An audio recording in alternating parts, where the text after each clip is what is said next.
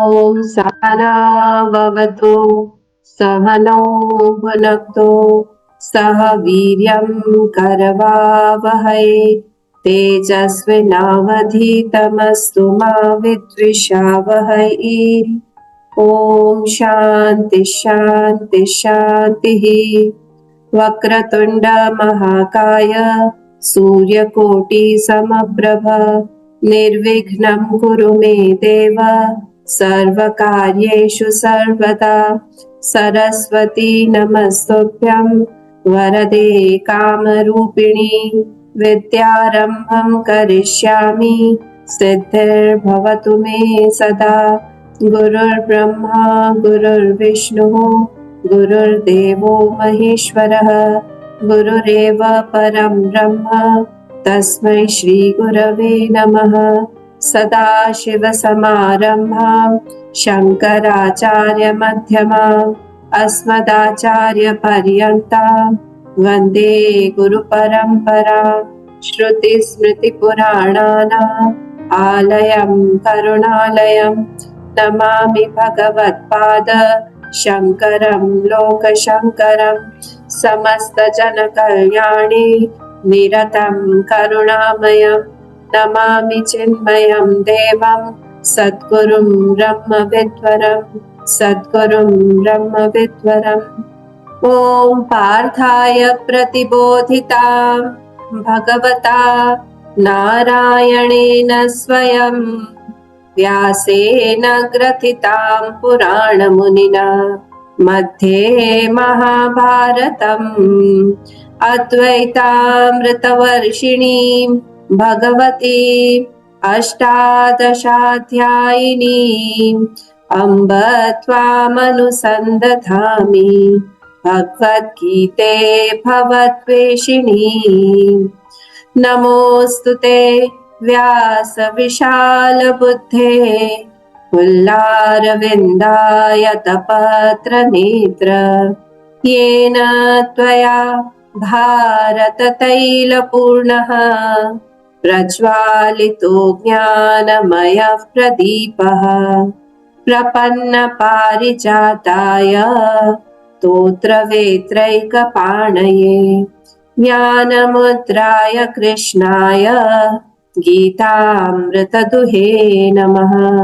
सर्वोपनिषदो गावः दोग्धा गोपालनन्दनः पार्थो वत्सः सुधीर्भोक्ता दुग्धं गीतामृतं महत्। वसुदेवसुतं देवं कंसचाणूरमर्दनं देवकी परमानन्दं कृष्णं वन्दे जगद्गुरुं कृष्णं वन्दे जगद्गुरुं। हम लोगों ने 6 श्लोक देख लिए थे। फर्स्ट 6 श्लोक आज हम लोगों ने देख लिया था चैप्टर 16 का। अब हम 7th श्लोक से देखेंगे आज। लोग थोड़ा सा चैंट करना देख लेते हैं, फिर मीनिंग देखेंगे। ओम श्री परमात्मने नमः। अथ षोडशोऽध्यायः। श्री भगवानुवाच 7th श्लोक।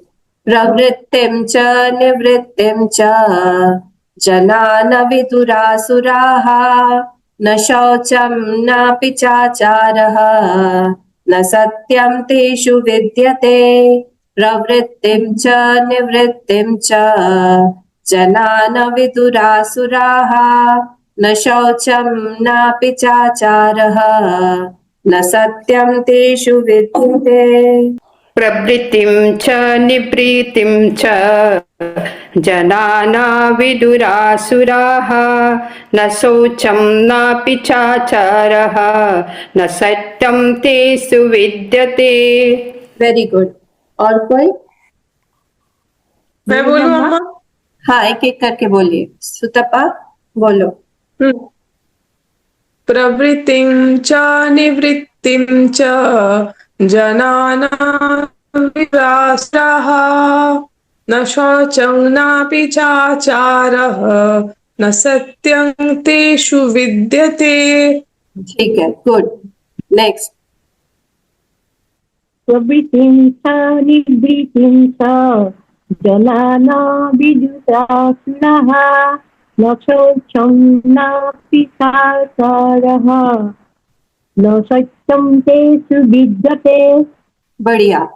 और कोई? प्रवृत्तिं च निवृत्तिं च जनाना विदुरासुराः न चौषं नापि चाचारः न सत्यं तेषु विद्यते। हाँ, शौचम है ये वर्ड, हाँ शौचम। ठीक है। असत्यम अप्रतिष्ठम ते जगदाहुरनीश्वरम अपरस्पर संभूतम किमन्यत् काम हेतुकम्। असत्यम अप्रतिष्ठम ते जगदाहुरनीश्वरम अपरस्पर संभूतम किमन्यत् काम हेतुकम्। असत्यम् अप्रतिष्ठं ते जगदाहुरनीश्वरम् अपरस्परसम्भूतम् किमन्यत् कामहेतुकम्। की जो है वो छोटी रस्व है ना, इसलिए किमन्यत ऐसा हो जाए, किमन्यत काम हेतुकम्। किमन्यत् कामहेतुकम्। किमन्यत काम हेतुकम्। सत्यम् अप्रतिष्ठं ते जगदाहुरनीश्वरम् अपरस्परं सम्भूतं किमन्यत् कामहेतुकम्। हाँ, अब हम ठीक है आपका, बस जगद आहुर नहीं होगा, आहुर। जगदाहुरनीश्वरम क्योंकि रस्व है हु, उकार ह में। जगदाहुरनीश्वरम। जगदाहुरनीश्वरम्। हाँ हाँ, बाकी ठीक है, गुड। और कोई?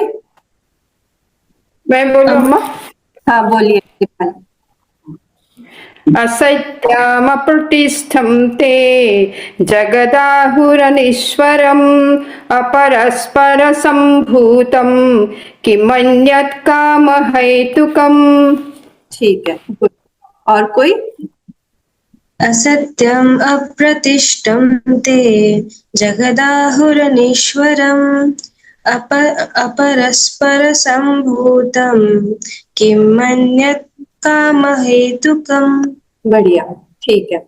आज हम लोग 18th श्लोक से आगे बढ़ते हैं। इसको हमको इस हफ्ते में ही खत्म करना है, इस चैप्टर को। हम ज्यादा बचा नहीं है, थोड़ा सा ही बचा हुआ है, छोटा सा ही चैप्टर है, पर हमारे जीवन में एक साधक के लिए बहुत इंपॉर्टेंट चैप्टर है।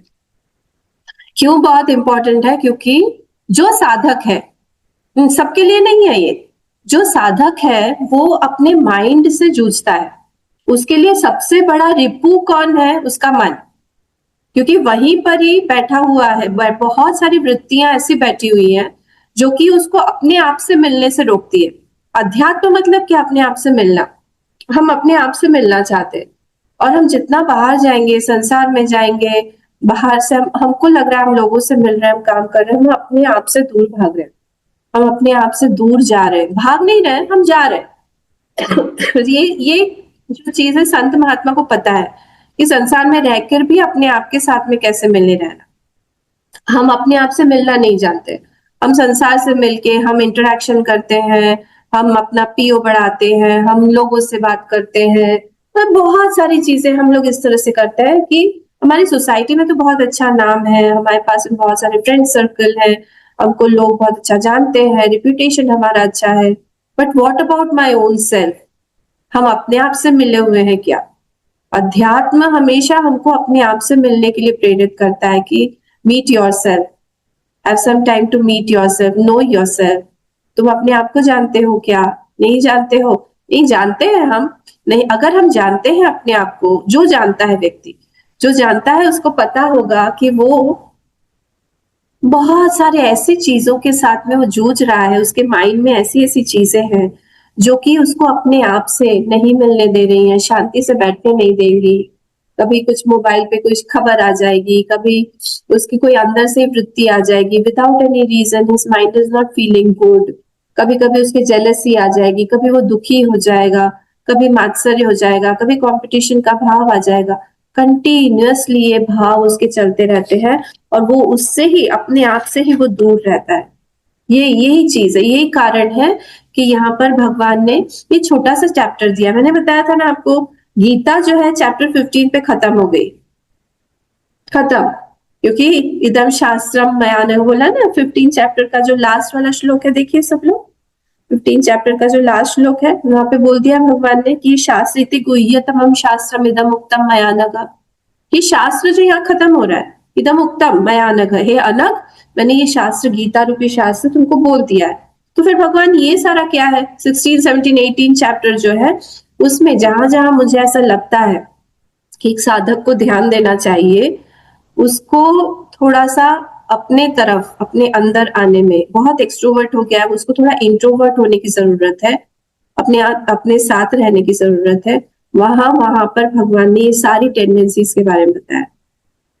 श्रद्धा त्रय योग आएगा इसके बाद, ये सारी चीजें क्या, कि हम अपने आप को जाने कि हमारी दूरी अपने आप से कितनी है। हम अपने आप से कितने दूर हैं हम नहीं जानते। हमको लगता है हम ही हैं, पर एक्चुअली हम अपने आप से बहुत दूर चले गए। और ये जितना जल्दी हमको समझ में आएगा कि हम अपने आप से दूर हैं, उतना जल्दी हम इसको, डिस्टेंस को कम करने की कोशिश करेंगे। हम कम नहीं करते, हमको लगता है हम बाहर जाएंगे, हम लोगों के साथ में मिलेंगे तो ये डिस्टेंस कम होगा। एक्चुअली डिस्टेंस बढ़ जाता है। क्यों? क्योंकि हमारी जो अंदर चीजें हैं, गंदगी है, वो सब तो वहीं पड़ा रहता है। पिटारा खाली तो करना पड़ेगा ना। जैसे बिहू आता है या फिर कोई अच्छा फेस्टिवल आ रहा है, दिवाली आ रही है, लोग क्या करते हैं, घर की अच्छी साफ सफाई करते हैं, अच्छे से रखते हैं, जितना भी कचरा है घर का वो सब निकालते हैं। निकालना भी जरूरी है। तो बस खरीदते जाओ, खरीदते जाओ, खरीदते जाओ, खरीदते जाओ, और घर में रखने की जगह ही नहीं। अलमारियां बना रहे हैं, नया नया फ्लोर बना रहे हैं ताकि हम सामान, अरे वहां पे सेल लगी है, सेल से उठा के सामान रखेंगे कहाँ भाई? तो हटाना भी पड़ेगा। तो ये हटाने के लिए ही यहाँ पर ये बोला जा रहा है कि आप जो है अपने आसुरी टेंडेंसी जो है वो देखिए कि कैसे चीजें हैं, वो कहाँ रखी हुई है, कौन से भाव में छुपी हुई है, सारे भाव में नहीं रहती है। तो वो जो अंदर ये आसुरी टेंडेंसीज हैं, ये रहती कहाँ है? ये रहते हैं हमारे नोशंस में, हमारे थॉट्स में। नोशंस को क्या बोलेंगे हिंदी में? धारणाओं में, हमारी भावनाओं में। हम किस तरह से कोई चीज को देखते हैं, किस तरह से, क्योंकि जैसे हमारी भावना होगी वैसे ही हम एक्शन करेंगे, वैसे ही हमारा कर्म होगा। हमारी भावना अगर होगी कि हमारे लिए यहाँ पर झूठ बोलना जो है वो पाप है, दुख देना वो पाप है, हमको सुख नहीं चाहिए, तो हम क्या करेंगे? कोशिश करेंगे कि कुछ भी हो जाए सामने वाले को दुख ना पहुंचे। अगर ये हमारा नोशन ही क्लियर नहीं है, क्या होगा? हम लोग बोलेंगे नहीं, सबसे इंपॉर्टेंट है हमारे लिए हमारा सुख, हमको सुख चाहिए। तो जब हमको हमारा सुख चाहिए तब हम क्या करेंगे? हम इनसेंसिटिव बन जाएंगे, असंवेदनशील बन जाएंगे दूसरों के लिए, कि दूसरों को कोई भी कुछ भी हो हमको कोई फर्क नहीं पड़ता, हमको तो बस अपना सुख चाहिए, दैट ओनली मैटर्स। मेरे लिए पैसा इंपॉर्टेंट है, बस वो मुझे चाहिए, चाहे वो किसी भी तरह मैं कमाऊं। तब वो माइंडसेट जो है उसको आसुरी टेंडेंसी बोलते हैं, वो आसुरिक बन जाता है। आसुरिक ये वर्ड नहीं है, सॉरी, पर ये आसुरी टेंडेंसी वाला ही बन जाता है। तो इसे डेमोनिक जिसको बोलते हैं वो वैसा बन जाता है। तो ये अगर फिजिकल लेवल पर है, ये कैरेक्टर है, तो फिर कैसे आएगा? फिजिकल लेवल पर आएगा, उसकी बैड स्पीच से आएगा, उसके बैड एक हैबिट, किसी हैबिट से आएगा। पर जब ये नोशनल लेवल पर बन जाता है तब सारी गड़बड़ हो जाती है। इसको ध्यान देना चाहिए। जैसे ही ये नोशनल लेवल पर आता है, नोशनल लेवल मतलब माइंड के लेवल पर, जब धारणा के लेवल पर, जब हमारे मन में ये फिक्स हो जाता है कि जो भी हम कर रहे हैं वो सही कर रहे हैं, तब ये डेंजरस लेवल पर आ गया। मतलब क्या हुआ अब? क्योंकि देखिए, subtle always rules the gross, ये हमारा एक रूल है वेदांत का। क्या रूल है? जो सूक्ष्म है वो ग्रॉस को, स्थूल को रूल करता है या वश में रखता है, वो उसको बनाता है। तो क्या हो गया? अगर हमारा सूक्ष्म क्या है? हमारा थॉट, हमारी वृत्तियां, अगर वहां पर हमने ध्यान नहीं दिया, कोई एक चीज बनी हुई है हमारी, जैसे अभी मैंने एग्जांपल लिया था उसी को लेते हैं, कि हमारे नोशन के लेवल पर हमारा है कि पैसा बहुत इंपॉर्टेंट है मेरे लिए, more than the feelings of other person. Money is more important, पैसा मेरे लिए बहुत ज्यादा इम्पोर्टेंट है। दूसरों का भाव, दूसरों को बुरा लगेगा या अच्छा लगेगा, that is not important for me. भगवान तो है ही नहीं मेरे जीवन में। भगवान को तो ऐसे लोग भगवान पे विश्वास ही नहीं करते, उनको बस ये दिखता है, संसार दिखता है, अपना सुख दिखता है, बस ये आसुरिक लेवल के। तो वो जब हमारे थॉट में ऐसे बैठा हुआ है, naturally that will control my action. इसका ऑपोजिट भी लेंगे हम, तो जब मेरे एक्शन में क्यों, क्योंकि अब थोड़ा थोड़ा बाहर मैं धीरे धीरे खराब बात कर रही हूँ, मैं थोड़ा सा हार्श बात कर रही हूँ, ये करते करते क्योंकि मेरे नोशनल लेवल पर ये बैठा हुआ है कि मनी इज इम्पोर्टेंट, मेरे स्पीच में और ज्यादा कटुता आ जाएगी। हो सकता है मेरे हाथ पैर भी चले, फिजिकल हो जाऊं मैं, ये पैसा निकलवाना है। जो लोग ये ब्याज पे इंटरेस्ट वगैरह देते हैं, वो लोग जब इंटरेस्ट लेते हैं, लेने के लिए कितना खराब तरीका यूज करते हैं। आपको तो सब पता ही होगा संसार में क्या चलता है। तो ये बहुत खराब लेवल पर उतर आते हैं। क्यों? क्योंकि उनकी धारणा ऐसी बैठी हुई है, बनी हुई है कि पैसा जो है वो मेरे लिए इंपॉर्टेंट है। बस लोगों के घर में क्या हो रहा है, खाने पीने को नहीं है, that is not important for me. मैं बिजनेस कर रहा हूँ, वहां पे बिजनेस में ये सारी चीजें लागू होती है। तो anything is possible in business. तो जो भी है, मैं बिजनेसमैन हूँ और बिजनेसमैन कुछ भी कर सकता है, उसके लिए पैसा इंपॉर्टेंट है। अब ये दूसरा अगर व्यक्ति है जिसको लगता है कि नहीं, मैं जो भी काम कर रहा हूँ उससे मुझे लोगों को की अच्छाई करनी है, भलाई करनी है, मुझे चाहे दुख हो पर मैं किसी भी व्यक्ति को, एक चींटी भी क्यों ना हो, उसको भी मैं दुख नहीं दूंगा, किसी भी व्यक्ति को परेशान नहीं करूंगा। तो वो क्या होगा, क्योंकि उसके नोशन में ये बैठा हुआ है, तो उसके एक्शंस जो है उस नोशन से कंट्रोल होंगे। Subtle is controlling the gross. सूक्ष्म थॉट हमारा स्थूल जो हमारे एक्शंस है, कर्म है, उसको कंट्रोल कर रहा है। हमेशा ये एक पॉलिसी होती है, ये चलता रहता है। तो अगर हमको अभी पता, अब इससे क्या होगा, जब हमने अपने नोशन को करेक्ट कर लिया। मैं हमेशा बोलती हूँ, सत्संग is nothing but a notion character. Notion को हमारे करेक्ट करने के लिए सत्संग होता है। कई सारी चीजें हमको पता नहीं होती है, पर जब हम संतों के मुख से, शास्त्रों से हम जानते रहते हैं, हम करते रहते हैं, तब हमारे कई सारे नोशंस जो है वो क्लियर होते हैं। तो ये सूक्ष्म लेवल पर काम होता रहता है। This is not a very gross action जो कि हमको अभी हमने किया। जैसे हमने आलू को पकाने के लिए रखा गैस पर और आलू थोड़ी देर में पक गया, हमको दिखाई दे रहा है पका हुआ आलू, वैसा यहाँ पर कुछ दिखेगा नहीं। बहुत सूक्ष्म लेवल पर सत्संग में काम होता है। कभी कभी टाइम लगता है, कभी कभी 15-20 साल लग जाते हैं एक थॉट को निकालने में, कभी कभी 2-3 जन्म भी लग जाते हैं एक थॉट को निकालने में। कि वो वृत्ति कितनी गहरी है हमारे अंदर, कितना हमारे नोशनल लेवल पर बैठी हुई है। नोशनल लेवल मतलब हमारे जो 5 कोश हैं, उस 5 कोशों में एकदम अंदर बैठा हुआ है। विज्ञानमय कोश के भी अंदर, आनंदमय कोश में वो जाके वहां पर बिल्कुल बैठा हुआ है संस्कार के रूप में। यही है, यही सत्य है। उसको जब हम लोग सुनते हैं पहली बार तो थोड़ा सा शॉक लगता है, ये क्या बोला आपने, ऐसा होता है क्या?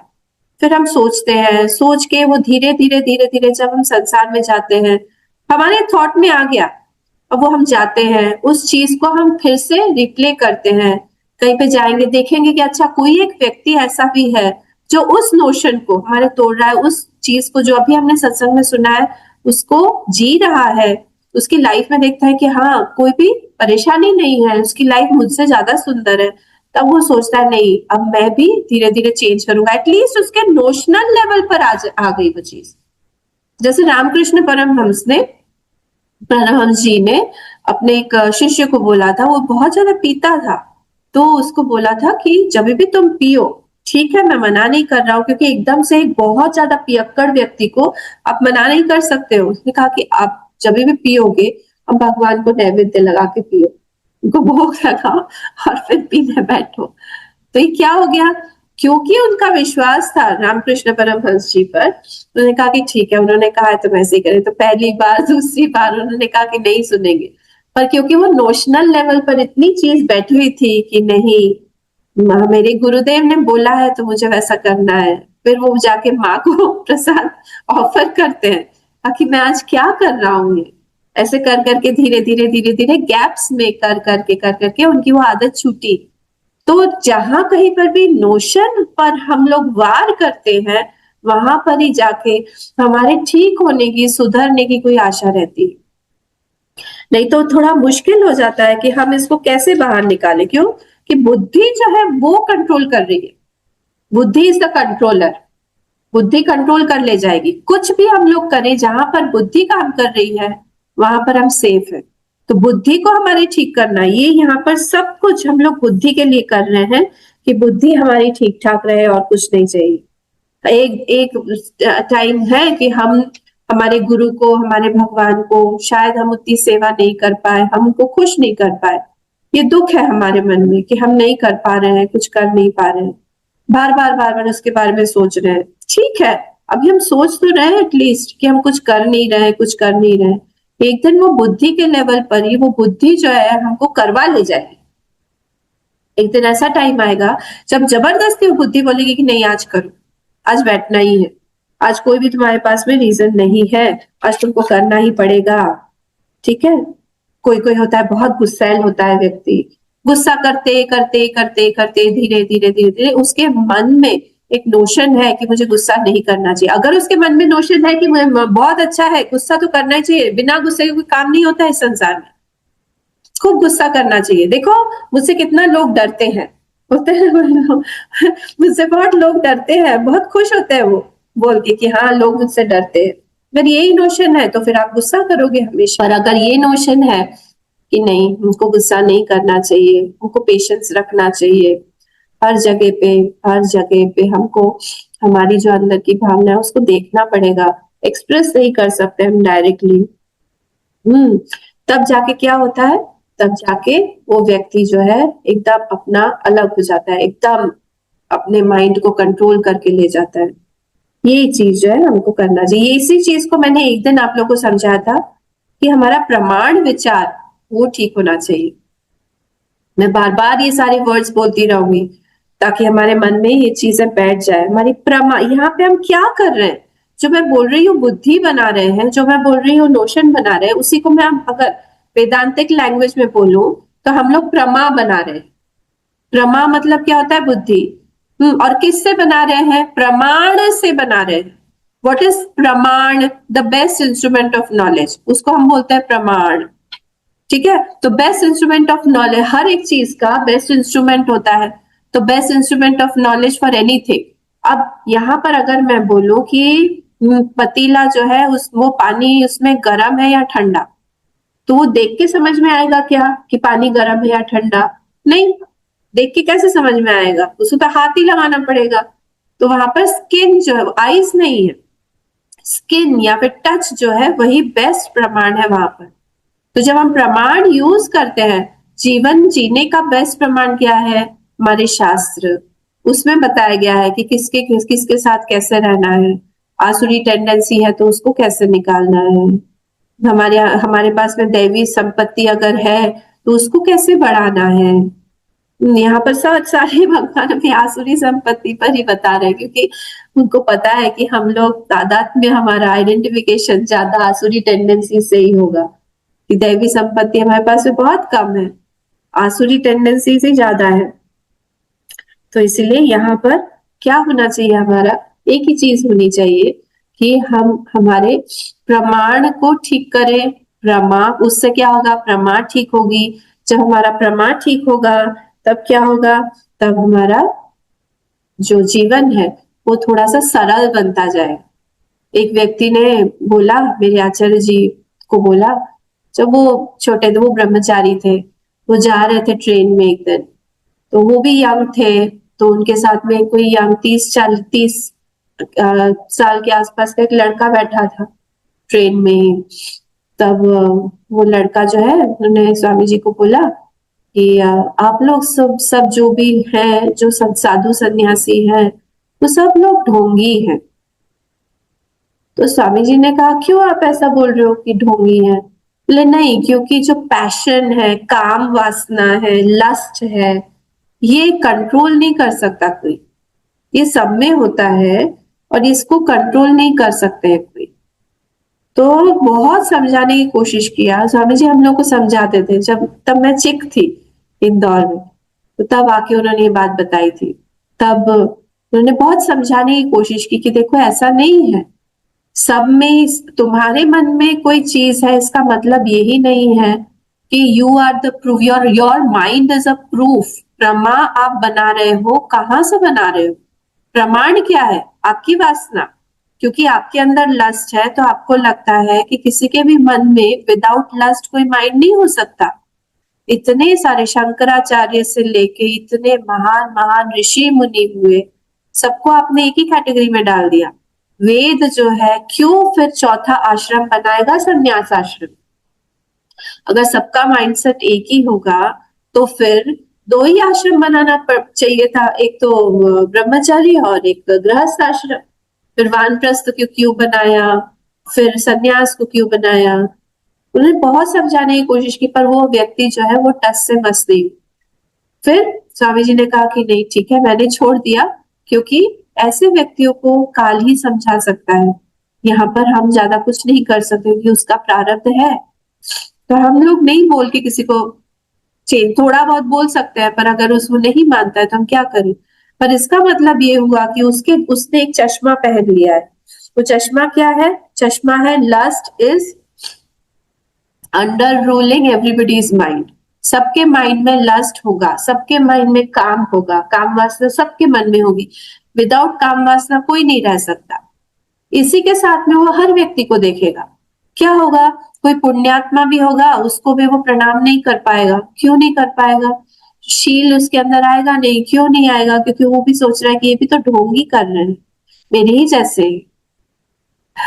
समर्पण नहीं आएगा, सरेंडर शरणागति आएगी नहीं, कैसे जी पाएगा वो? इस तरह से वो पाप ही ज्यादा करेगा। तो ये छोटी छोटी बातें जो है हमारी पर्सनालिटी बनाती है। ऐसे कई सारे नोशंस के साथ हम रहते हैं, कई सारे रहते हैं। हमको लगता है जैसे हम हैं वैसा ही सामने वाला सोचेगा। एक व्यक्ति ने मुझे पूछा था यहीं पर ही गुवाहाटी में कि अम्मा मन शांत नहीं होता है।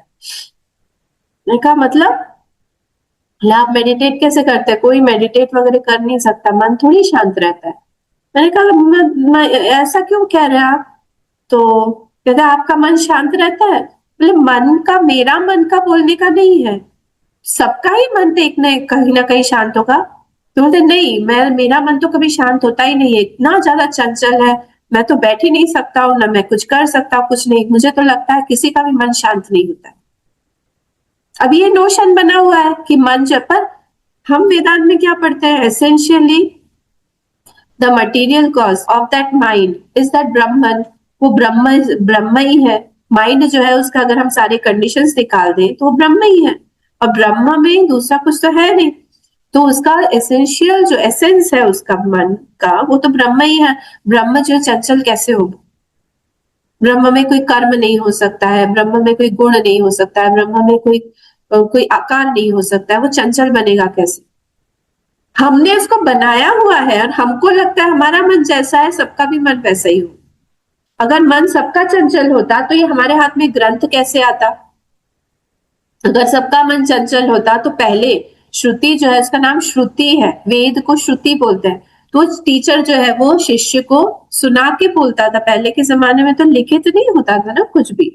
वेद जो है टीचर बोलते थे और डिसाइपल जो है सुन सुन के सुग्रहण करते थे। अगर चंचल होगा माइंड तो ग्रहण कैसे करेगा?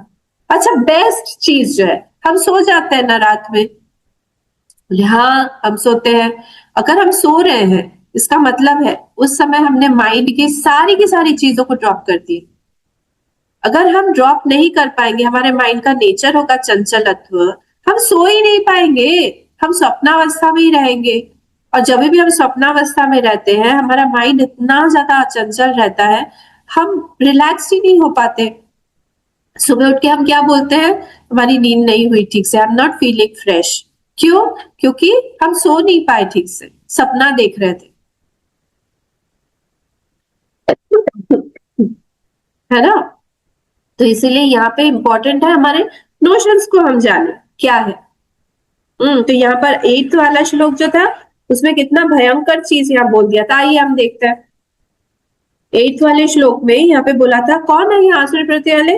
बोलते हैं असत्यम अप्रतिष्ठम ते जगत आहुरनीश्वरम अपरस्पर संभूतम किमन्यत काम है तुकम।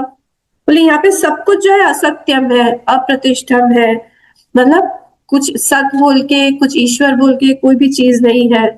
जगत आहु अनीश्वरम, ईश्वर बोल के कोई चीज नहीं है, ठीक है। और ये वाला कोई अगला पुनर्जन्म बोल के कुछ नहीं है, पिछला जन्म बोल के कुछ नहीं है, कर्म फल बोल के कोई चीज नहीं है, कोई अच्छा कर्म का अच्छा फल मिलेगा, बुरा का बुरा फल मिलेगा, ये सब कुछ नहीं है।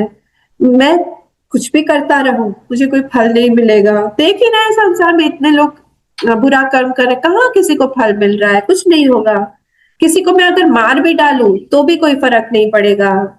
तो इसीलिए ऐसे ही है। सारे संत महात्मा पुरुष जितने भी लोग हैं सब कुछ सब ढोंगी है यहाँ पे, कोई किसी से कुछ ले रहे। उनको भी चाहिए हमारे पास में खूब पैसा आए, हमारे पास में खूब लोग आए। वो लोग भी आलीशान महलों में रहते हैं, गाड़ियों में ट्रैवल करते हैं, काजू किशमिश बादाम के अलावा कुछ खाते भी नहीं है। और इसीलिए उनके भी लाइफ ऐसी ही है। सब सब ढोंग कर रहे हैं आजकल, कोई भी कुछ सही नहीं है। एंगर रहेगा तो एंगर इशू बोलेंगे, हाँ करना ही चाहिए। ये क्या बोल रहे हैं यहाँ पर?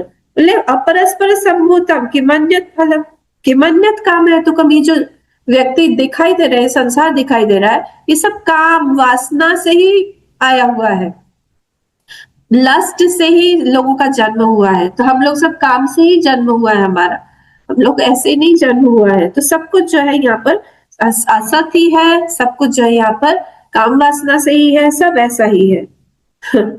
ठीक है। तो इसीलिए ये बोल रहे हैं यहाँ पर कि कोई ईश्वर बोल के चीज नहीं है। एताम दृष्टिमष्टभ्य नष्टम आत्मो अल्प बुद्धि, ये सब अल्प बुद्धि वाले लोग हैं। तो ये यहाँ पर ये बोल, कितना खराब खराब काम इस कारण ही लोग करते हैं, क्योंकि उनके अंदर ये सारी आसुरी टेंडेंसीज होती है। कोई भी खराब काम करने में ये लोग हिचकते ही नहीं है ना। इनको, और देखिए वेस्टर्न फिलोसफी बोले हम जब तक हमने हमारे शास्त्र फॉलो किए थे हम बचे हुए थे।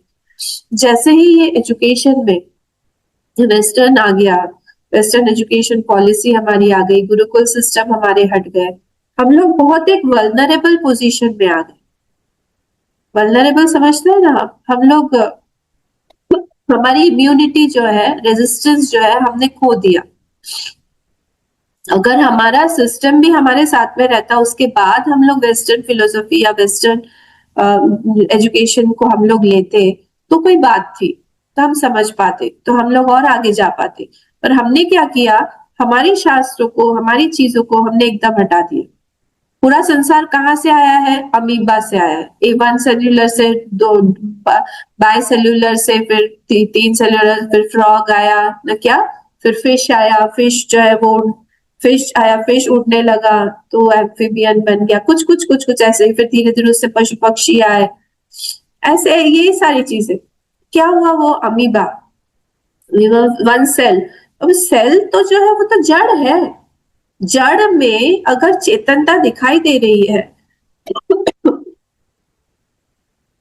वो चेतनता कहाँ से आई? इसका मतलब क्या हुआ? आपने बोला कि जब 2 सेल एक साथ मिले उसमें चेतनता आई, मतलब जड़ से चेतन आया। ये कैसे पॉसिबल हो गया? जड़ से कभी चेतन आ सकता है, नॉन एग्जिस्टेंस से कभी एग्जिस्टेंस आ सकता है। कैसे प्रूव करेंगे लॉजिकली कि कोई चीज है नहीं, वहां से कोई चीज आ गई? फिर जो है उन लोगों का पाप पुण्य का ये सारी चीजें, क्योंकि कुछ सब हवा में बात कर रहे हैं, कोई लॉजिक है नहीं। कहीं पर भी देखा जाता है क्या कि कोई एक स्पीशीज में जन्म हुआ? बोलते हैं कि हम लोग जो है मंकी से आए हुए, हम लोग, हमारे फोरफादर्स जो है मंकी से। कभी ऐसा देखा है कि एक जीव जो है एक स्पीशीज में जिसका जन्म हुआ, सपोज कोई जो है फिश था पहले, फिर वो उसी जन्म में, फिश के ही जन्म में, वो थोड़ा सा ऐसे करके ऐसे उड़ने लगा या चलने लगा तो वो वहां से फ्रॉग बन गया। ऐसे कभी देखा है क्या? हमारी टंकी में बहुत सारे फिश हैं, फिश को कोई देखते थे कि एक दिन जो है सारे फिश फ्रॉग में बदल गए, ऐसे तो कभी देखा नहीं। कोई प्रत्यक्ष प्रमाण तो है नहीं, तो ये कैसे आप प्रूव कर रहे हो कि वहां से एक ही जो है स्पीशीज में जन्म कोई चीज लेती है तो उसी स्पीशीज में मरती है? एक फिश जो है फिश ही बन के मरेगा, वो फ्रॉग बन के नहीं मरता है या पक्षी बन के नहीं मरता है। इन लोगों की फिलोसफी पता नहीं इन लोग कहाँ से लाते हैं, हम लोग उठा के हमारे बच्चों को वही पढ़ाते हैं। हम लोगों ने भी तो वही पढ़ा है ना, हम भी तो वही पढ़ के बने हुए हैं जो भी आज।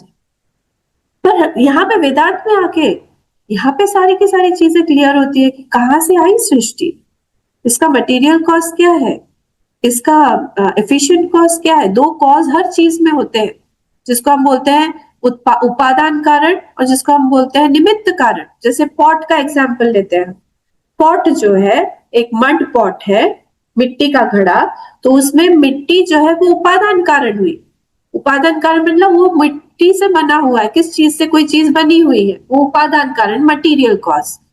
अब उस मटीरियल कॉज से जिसने बनाया है वो घड़ा, he is called efficient cause, he has to be chetan. वो चेतन होना पड़ेगा जिसने उस मिट्टी के घड़े को बनाया, शेप दिया। तो वो मटेरियल कॉज से अलग होगा, ही इज कॉल्ड एफिशिएंट कॉज, जिसको हम निमित्त कारण बोलते हैं वेदांत में। हर एक चीज में यहाँ पर निमित्त कारण उपादान कारण होना पड़ेगा। संसार का क्या है जी, संसार में भी होना पड़ेगा कोई एक निमित्त कारण है। सब इन्होंने उठा के अपनी फिलोसफी रख दी, क्या बोला, God has made this whole world in 7 days। तो God has made this world in 7 days बोल रहे हो आप, तो इसका मतलब 7 days बोला तो 7 days मतलब टाइम वाज ऑलरेडी देयर। हमारा वेदांत का क्वेश्चन है from where did time come. Time तो सृष्टि का एक पोर्शन है ना भाई, आप आधी अधूरी बात मत करो। आप हमको ये बताओ टाइम कहां से आया। गॉड मेड द वर्ल्ड मतलब क्या, मेड मतलब he must have made somewhere in the heaven. तो हेवन तो already was there, then what did he create? Heaven तो ऑलरेडी बना हुआ था। हमारा प्रश्न है हेवन कहां से बना, और जब हेवन बन गया इसका मतलब है पंचभूत तो ऑलरेडी थे। हमारा क्वेश्चन है पंचभूत कहां से आया। अंडरस्टैंडिंग समझ में आ रहा है? वहां जाते हैं हम ये नहीं बोलते हैं गॉड क्रिएटेड, वो तो हमारी ब्रह्मा जी की सृष्टि होगी जिसको हम विसर्ग बोलते हैं। हम सर्ग जो भागवत में जो आए हैं 10 चीजें, सर्ग विसर्ग वो सारी चीजें, तो सर्ग बनाया तो कैसे बना सर्ग, पूरी सृष्टि कहां से, what is the cause of the 5 elements, हमको ये बताइए आप। हम ये प्रश्न पूछ रहे हैं। 7 days मतलब आपने ऑलरेडी टाइम ले लिया। आपने कहीं पे बैठ के बनाया मतलब स्पेस ऑलरेडी था। आपने कहीं चीज से बनाया मतलब 5 elements were already there. This does not satisfy me. समझ रहे हैं वेदांत कितना डीप है? वहां पर क्या आंसर होगा, he made the world, he did not make it. वो खुद ही बन गए। लेकिन कैसे बन गए, खुद ही थोड़ी बन सकते हैं। यस, क्योंकि दूसरा उनकी वहां पे कोई कारण ही नहीं है। He is only the material cause and he is only the efficient cause. खुद ही खुद पे बन गया, जैसे मकड़ा जाला बनाता है अपने ऊपर। हम जब हमारी सृष्टि करते हैं कहा, स्वप्नावस्था में। सॉरी, खांसी हो रही है आज थोड़ी। हम करते हैं ना अपनी सृष्टि, स्वप्नावस्था में हम सब बन जाते हैं, सब कुछ बन रहे हैं। इन माय स्वप्न my most hated enemy is also myself. मेरा बहुत जिगरी यार बचपन का वो भी मैं ही हूं। वहां पर क्रोकोडाइल भी मैं ही हूं और वहां पर डियर भी मैं ही हूं, फेरोशियस एनिमल्स भी मैं ही हूं, वहां पर प्यारे प्यारे जो बर्ड्स हैं वो भी मैं ही हूं। जड़ चीजें जो है mountains, water etcetera is also me. And चेतन कोई चीज दिखाई दे रही है कि जो जा रही है, या बोटमैन जा रहा है, बोट दिखाई दे रहा है, वो भी मैं ही हूं। जैसे स्वप्न में हम अपने ऊपर क्रिएशन करते हैं, वैसे ही भगवान ने इस पूरी सृष्टि को बनाया। He is the material cause and he is the efficient cause of the whole world. इसीलिए वेदांत बताता है कि ये सारी सृष्टि कौन है? ब्रह्म ही है, ब्रह्ममय। नोशंस कितने सारे हमारे क्लियर हो जाते हैं। इसीलिए हम हर चीज को प्रणाम करते हैं। लोग हम पे हंसते हैं, अरे आप तो क्या पत्थर की पूजा करते हो, अरे आप तो हर एक प्लांट की पूजा करते हो, अरे आप तो सूर्य को प्रणाम करते हो, क्योंकि यहाँ पर वही बन गए हैं सारी चीजें। This is the basic principle behind this. इसलिए हम क्यों नहीं पूजा करें सब चीजों की? क्योंकि वही भगवान हमारे इतने रूप में दिखाई दे रहे हैं, दिखाई दे रहे हैं। सृष्टि कुछ बनी हुई नहीं है ठोस ठोस। अगर बनी हुई होती तो वो हमेशा एक जैसी रहती। आज कोई व्यक्ति है, कल नहीं रहेगा। हमारा ही शरीर जो है, हमारा बचपन वाला शरीर कहाँ गया? हम ही बदल गए। इसलिए यहाँ पे सारी चीजें चेंजिंग है। इसीलिए सृष्टि जो है वो दिखाई दे रही है इन इट्स एब्सेंस। ये सारी चीजें हमको कौन बताएगा? हमारे शास्त्र बताएंगे। हमने उसी को छोड़ दिया है। हमने उसको छोड़ के हम ये सारी चीजें पढ़ते हैं, और फिर हमारी जब हमारी परिस्थिति सामने आती है, हमको लगता है कि हाय राम, क्या हो रहा है? गड़बड़ कहाँ हुई हमारे नोशंस के लेवल पर, है ना? तो हमने आत्म संभाविता ये देखा था हमने 17 श्लोक। आत्म संभाविता स्तब्धा धन मान मदान्विता। आत्म संभाविता देखा था ना हमने, 17 वाले श्लोक पे आइए। तो आत्म संभाविता मतलब क्या था? यहाँ पर बहुत तरह से अपने आप को मानता है ये कि मैं ऐसा हूँ, वैसा हूँ, सर्वगुण संपन्न हूँ, मेरे जैसा कौन है, और मेरे जैसा तो और कोई हो ही नहीं सकता है। इस तरह से मान के ही वो रहता है, इस तरह से मान के ही वो चलता है। मेरे हिसाब से मैं ही श्रेष्ठ हूँ। और कैसा है वो? स्तब्धा धन मान मदान्विता। और धन मान से एकदम हमसे बढ़कर और कोई हो ही नहीं सकता है, इस तरह से चलता है। मैं ही सबसे धनवान हूँ, और इस तरह से ही वो रहता है। स्तब्धा मतलब होता है विनय रहित, शील रहित, बहुत ज्यादा अहंकारी, मद मान से के साथ, अकड़ के साथ रहने वाला। प्रणाम भी नहीं करते हम किसी को। हम क्यों प्रणाम करें? भगवान ने सबको एक जैसा बनाया हुआ है। अरे तुमसे बड़े हैं वो तुम्हारे बुजुर्ग हैं, तुम्हारे बड़े हैं, तुमको छोटे बचपन में देखा है। नहीं, भगवान ने सबको एक जैसा बनाया हुआ है। यहाँ पर हम किसी बड़े छोटे की कोई बात ही नहीं है। सब में हम एक ही वही भगवान ही देखते हैं, हमारे अंदर भी है, फिर वो भी हमको प्रणाम करें। स्तब्धा धन मान मदान्विता। मद से चूर है बिल्कुल, धन के मद से, मान के मद से। हम I am a self made man, मैंने ही सब कुछ कर्म किया हुआ है। और क्या बोलते हैं? यजनते नाम यज्ञ, खूब यजन कर रहे हैं, अच्छा काम कर रहे हैं, यज्ञ में आप सब कुछ ले लीजिए। किस लिए कर रहे हैं? दिखाने के लिए, लोगों को दिखाने के लिए, दिखावा है सब। दम्भेन अविधि पूर्वकम, दम्भ के साथ में, और उसमें क्या हो जाता है? अविधि पूर्वकम हो जाता है, कुछ गलत काम हो जाता है, गलत आ जाता है। अब हम अगले पे आते हैं। अहंकारम बलम दर्पम, बार बार अहंकार का भगवान नाम ले रहे। कामम क्रोधम से संश्रिता मामात्म पर देहेशु प्रद्विषंतोप्य सूयकाः। इसको हम थोड़ा सा डिटेल में देखते हैं। तो इसमें यहाँ पर क्या बोल रहे हैं? सबसे पहले बहुत सारे भगवान ने यहाँ पर ये दिए वृत्तियां। अहंकारम, अहंकार जो है बहुत भयंकर है। भयंकर क्यों है? क्योंकि जैसे ही अहंकार आएगा, हमारी भगवान की, गुरु की, ह्यूमिलिटी की सारी वृत्तियां जो है वो चली जाएंगी, नष्ट हो जाती है हमारी स्मृति, गुरु की स्मृति, भगवान की स्मृति। क्यों? क्योंकि अहंकार बोलता है अरे मैं अपने आप को स्मरण करो, मुझसे ज्यादा इंपॉर्टेंट कौन होगा, मुझसे ज्यादा तो और इंपॉर्टेंट कोई है ही नहीं। वो अपने आप को नहीं छोड़ सकता। मैं मुझसे इंपॉर्टेंट कौन है, मुझे नहीं छोड़ूंगा मैं, है ना? तो बिगेस्ट प्रॉब्लम इज कि I continuously think about myself. हर जगह पे जहां पर भी हमको नहीं मिलेगा, इतना हम अपने आप का फ्रेम बना के चलते हैं, और हमको जैसे ही छोटा बना दिया जाता है, जैसे हमको लगता है अरे हमको छोटा क्यों बना दिया। आपने अपना फ्रेम बना के रखा है, आप हो तो उतने ही, ठीक है? और वर्ल्ड जो है, जहां पर भी हमको ऐसा लग रहा है हम दुखी हुए हैं, आप वापस आइए अपने मेडिटेशन के ऑल्टर पे बैठिए, चेयर पे बैठिए, अपने सीट पर बैठिए, वहां पर देखिए कि आपका कौन सा अहंकार वर्ड जो है वो तोड़ रहा है। जब कभी भी दुखी हो, अपने आसन पर आके बैठ के आप सोचिए, मैं दुखी हो रहा हूं मतलब कोई ना कोई अहंकार टूटा है। ये वाली लाइन जो है ना, ये वाली लाइन मेरी, मैं बोल सकती हूँ मोस्ट प्रिमिटिव लाइन। जब मैं एकदम फर्स्ट सेकंड सत्संग मैंने सुना था, तब की लाइन ये पूरा हम दिमाग में एकदम उसने बना दिया, अपना मार्क बना दिया। दुखी है, चुपचाप जाइए और सोचिए कि कौन सा मेरा अहंकार टूटा।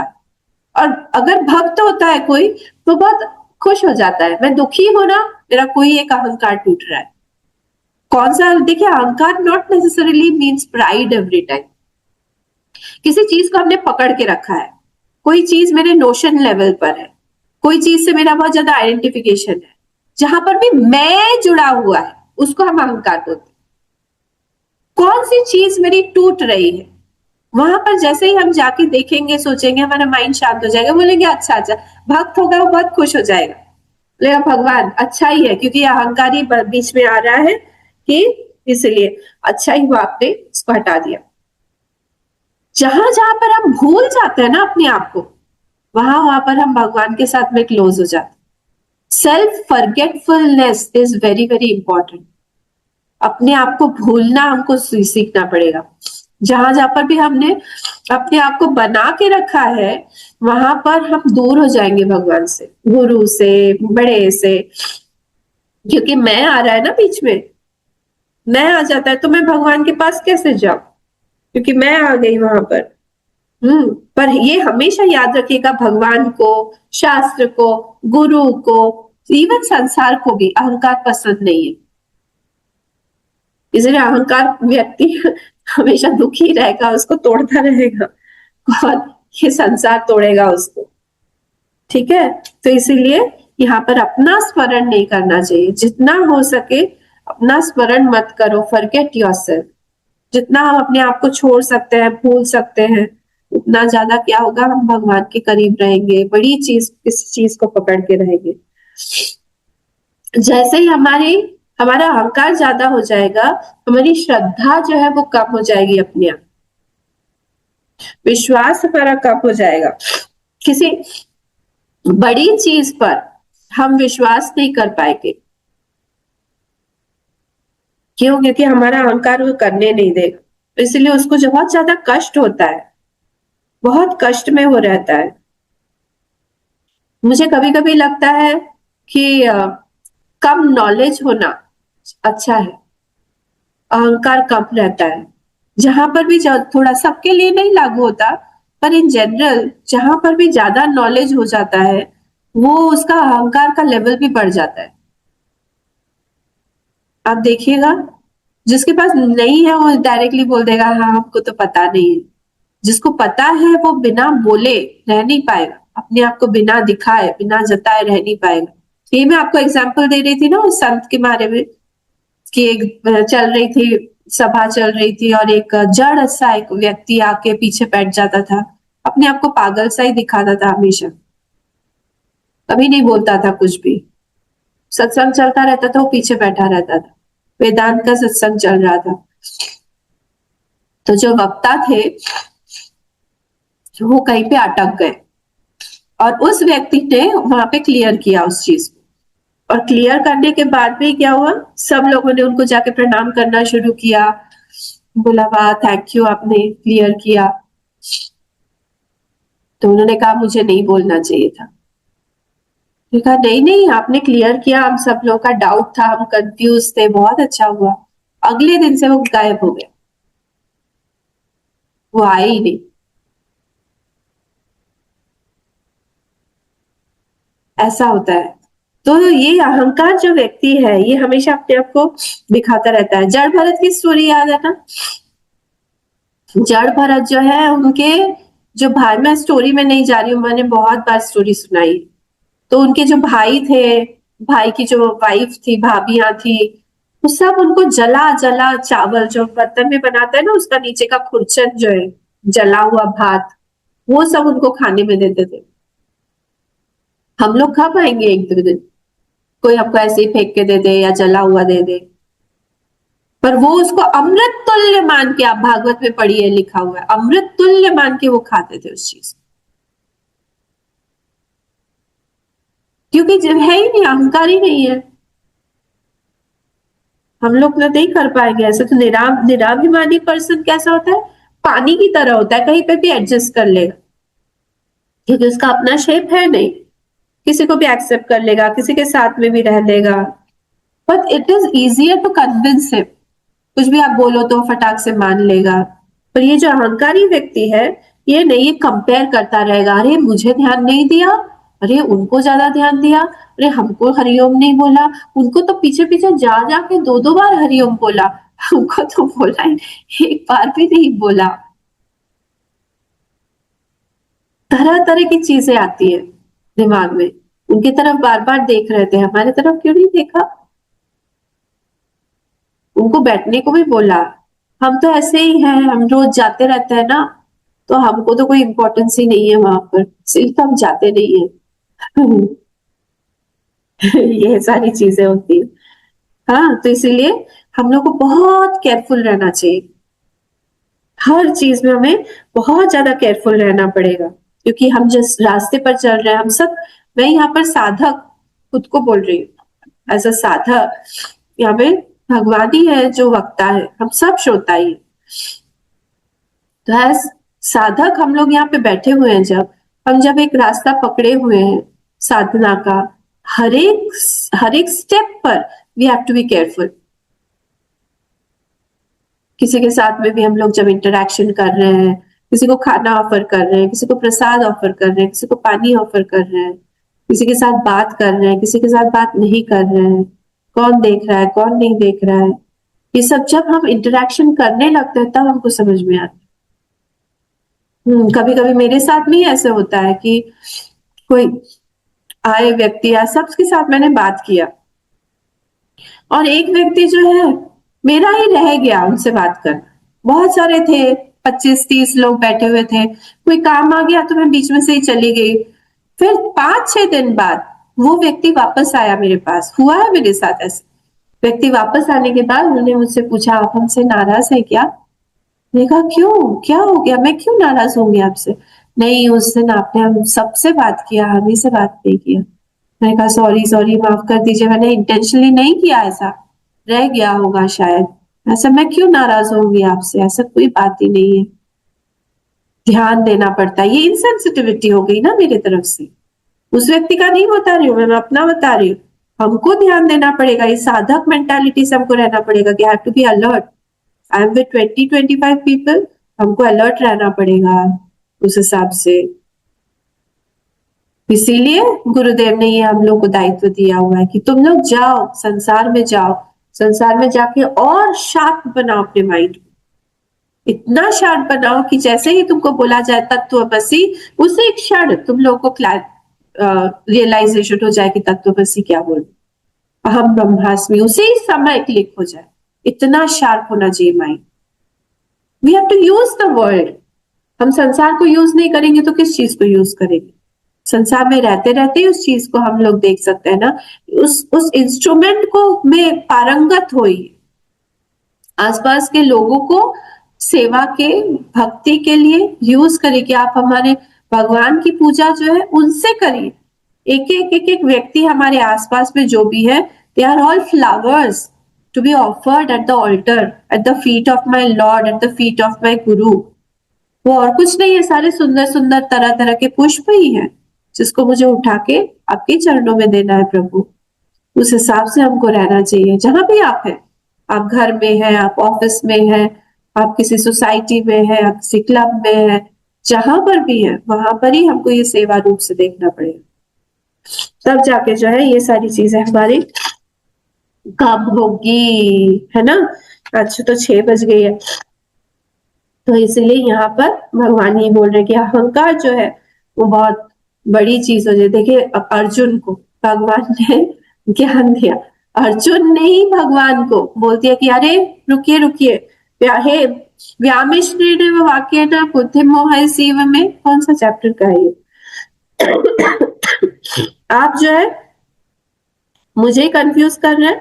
हाँ आप ये थर्ड वाला चैप्टर का सेकंड श्लोक, व्यामिश्रेण वाक्येन बुद्धिमोह सेव में तदेकम वद निश्चिते। कृष्ण एक बात करो भाई, तुम कभी बोलते हो कि कर्म योग अच्छा है, कभी बोलते हो भक्ति योग अच्छा है, दोनों में से कौन सा श्रेष्ठ है? तुम ही क्लियर नहीं हो। हाँ, पहले तुम क्लियर हो जाओ, उसके बाद मुझे बोलो। भगवान वहां पे नाराज नहीं हुए। हम लोग किस तरह से बोल देते हैं, अर्जुन ने इस तरह से बोल दिया भगवान कि आप जो है मिक्स्ड बातें कर रहे हो। व्यामिश्रेण वो वाक्य न बुद्धि मोह सेवा में मोहित कर रहे हो मुझे।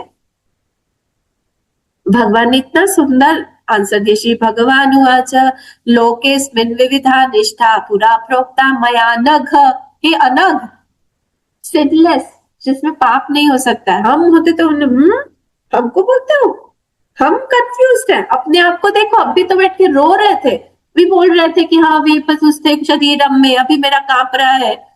शुष्यते में मुखा सूख रहा है, गला सूख रहा है। अभी कौन, अब मैं ही कंफ्यूज होगी। ऐसा है, हम लोग को भी सीखना है, बहुत कुछ सीखना है। ठीक है, इसको हम लोग कल कंटिन्यू करेंगे फिर से। आप लोग खूब अपनी भगवान के स्मरण में रहिए, साधना करते रहिए, भगवान से बोलते रहिए कि हमारी जितनी भी आसुरी टेंडेंसीज है वो हमको क्लियरली सामने बता दीजिए। हमको कई बार दिखती नहीं है, दिखा दीजिए ताकि हम उस पर काम करें और हम आगे बढ़े। ओम पूर्णमदः पूर्णमिदं पूर्णात् पूर्णमुदच्यते पूर्णस्य पूर्णमादाय पूर्णमेवावशिष्यते। ओम शांति शांति शांति। हरि ओम। श्री गुरुभ्यो नमः। हरि ओम।